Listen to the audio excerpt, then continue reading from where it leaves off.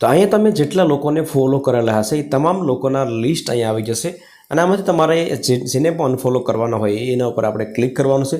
Suppose કે મારા અહીંયા હેલ્થ છે તો એને અનફોલો કરવાનું છે, તો અહીંયા ફોલોવિંગ ઉપર ક્લિક કરો. ત્યાર પછી તમારે ડિફોલ્ટની જગ્યાએ અનફોલો કરો એટલે અનફોલો થઈ જશે. નમસ્કાર મિત્રો, આજના ડિજિટલ યુગની અંદર ફેસબુક બધા જ યુઝ કરતા હોય છે અને ફેસબુક યુઝ કરતા હોય છે એટલા માટે આપણા અમુક મિત્રો પણ હોય છે જેને આપણે ફોલો કરેલા હોય છે. પરંતુ એમાં અમુક મિત્રો એવા હોય છે કે જે બિનજરૂરિયાત પોસ્ટ આખો દિવસ કરતા હોય છે અને એનાથી આપણને ક્યારેક પરેશાની થતી હોય છે.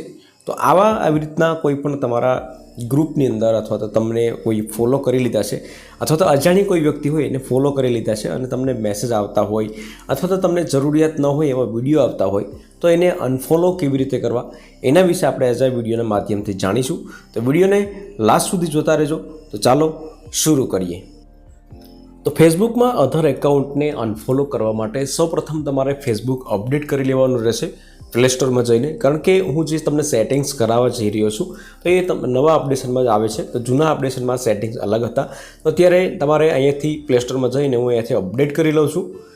અપડેટ કર્યો એટલે અહીંયાથી ડાયરેક્ટ તમારે ઓપન કરી લેવાનું છે. ઓપન કરશો એટલે તમે અહીંયા હોમ પેજ ઉપર આવી જશો. આ પ્રમાણે ઇન્ટરફેસ થશે. અહીંયા તમે 3 લાઇનિંગ જોઈ શકો છો, તો એના ઉપર આપણે ક્લિક કરવાનું છે.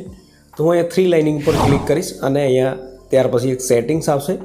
નીચે સેટિંગ્સ એન્ડ પ્રાઇવસી ઉપર ક્લિક કરવાનું છે. એ તમે જોઈ શકો છો સેટિંગ્સ એન્ડ પ્રાઇવસી, તો એના ઉપર આપણે ક્લિક કરવાનું છે. એના ઉપર ક્લિક કરશો એટલે તમારે અહીંયા ઘણા બધા ઓપ્શન આવી જશે, પરંતુ તમારે ક્યાંય જવાનું નથી. તમારે અહીંયા સેટિંગ્સ ઉપર ક્લિક કરવાનું છે. સેટિંગ્સ ઉપર ક્લિક કરશો એટલે ફરીથી તમારે નવા ઓપ્શન આવશે. તો એ નીચે જ તમે સ્ક્રોલ કરશો એટલે એક ઓપ્શન આવશે તમારે અહીંયા ઓડિયન્સ એન્ડ વિઝિબિલિટી.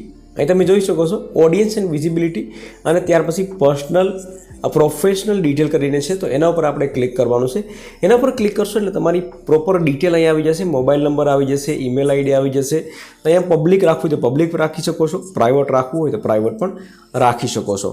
તો અહીંયાથી પછી તમારે અહીંયા નીચે સ્ક્રોલ કરશો એટલે ફોલોવિંગનો એક ઓપ્શન આવશે. તો તમારે નીચે સ્ક્રોલ કરતું રહેવાનું છે જ્યાં સુધી ના મળે ત્યાં સુધી.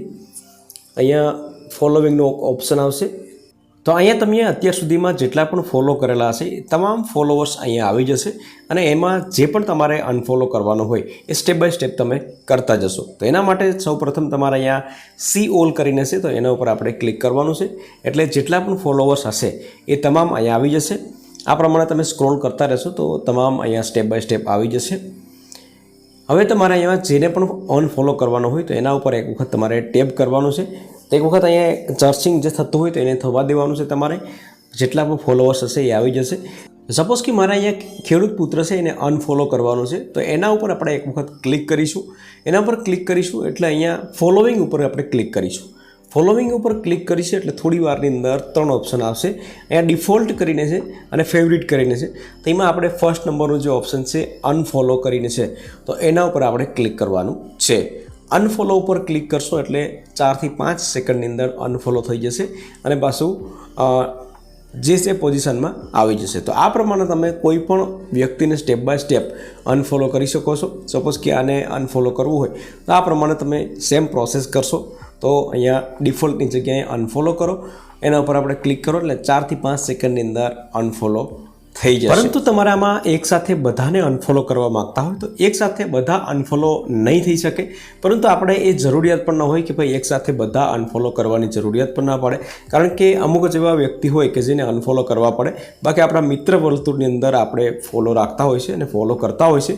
તો આ પ્રમાણે તમે સ્ટેપ બાય સ્ટેપ અનફોલો જે છે એને કરી શકો છો મિત્રો. એક પછી એક તમે કરી શકો છો, બધા તમે નહીં કરી શકો.